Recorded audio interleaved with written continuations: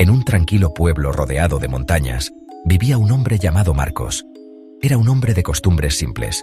Su vida transcurría entre el trabajo en la tienda de comestibles que heredó de su padre y las visitas periódicas a su madre, que vivía en una casa a las afueras del pueblo. Sin embargo, había algo peculiar en él. Todos los que lo conocían lo describían como un hombre tranquilo, pero algo distante. Nadie sospechaba que en su interior habitaban dos personas completamente diferentes. Marcos siempre había sido una persona reservada, pero en los últimos meses comenzó a comportarse de una manera extraña.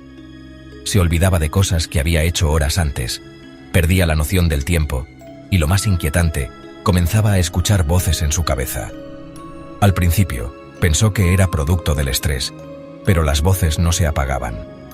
No eran sus pensamientos, eran como susurros ajenos que le hablaban con una calma aterradora, casi como si alguien más estuviera viviendo dentro de su mente.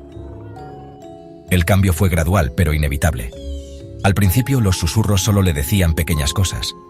Le sugerían que no fuera a la tienda en la tarde, que no se acercara a su madre el fin de semana. Marcos trataba de ignorarlos, pero a medida que pasaba el tiempo, los susurros se fueron tornando más insistentes y finalmente más autoritarios. A veces, no podía recordar si había hecho ciertas cosas o si era una sugerencia de las voces. Un día, se despertó en la madrugada con las manos empapadas de sangre, sin entender cómo había llegado a ese punto. Esa noche, decidió investigar lo que le estaba sucediendo. Se sentó frente al espejo de su habitación y comenzó a hablar consigo mismo, buscando una respuesta. «Marcos, ¿qué está pasando contigo?», se preguntó, mirando sus propios ojos reflejados en el cristal. Fue entonces cuando escuchó una voz diferente, una voz que no era suya. «No te preocupes, Marcos, estás despertando». La voz era profunda, grave, casi un susurro, pero clara y certera. El reflejo en el espejo cambió ligeramente, como si una sombra oscura se deslizara detrás de sus ojos. Marcos dio un salto hacia atrás, pero no pudo apartar la mirada del espejo. Algo en él comenzó a sentirse extraño, como si no estuviera solo. «¿Quién eres?», preguntó su voz temblando. «Soy tú. Lo que siempre has sido, lo que no querías aceptar». Marcos trató de razonar con esa voz, pero algo en su interior le decía que no debía. A partir de ese momento, comenzó a escucharla con más frecuencia. No era simplemente un susurro, sino una conversación constante que le hablaba desde las profundidades de su mente. La voz comenzaba a tomar control de su cuerpo en momentos en los que él se sentía más vulnerable.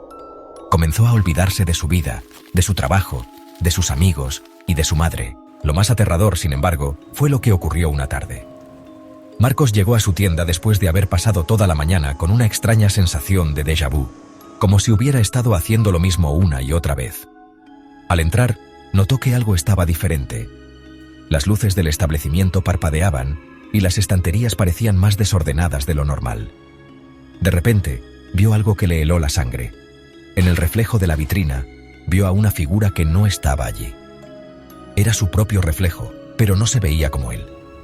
Era más alto, su rostro estaba distorsionado por una expresión de furia, y sus ojos brillaban con una intensidad inhumana. «Mírame, has estado ignorándome durante demasiado tiempo. Lo que sucede es que finalmente has aceptado quién eres. Eres el monstruo que siempre temiste ser». La sensación de terror lo invadió. Marcos sabía que no podía seguir viviendo así. Su mente estaba perdiendo la batalla. Había algo oscuro en él que lo estaba arrastrando hacia un abismo sin fin. Una noche, decidido a poner fin a todo, fue al mismo espejo donde había hablado con la voz. Miró su reflejo una vez más y vio cómo el rostro de su otro yo comenzaba a sonreír con una expresión malévola.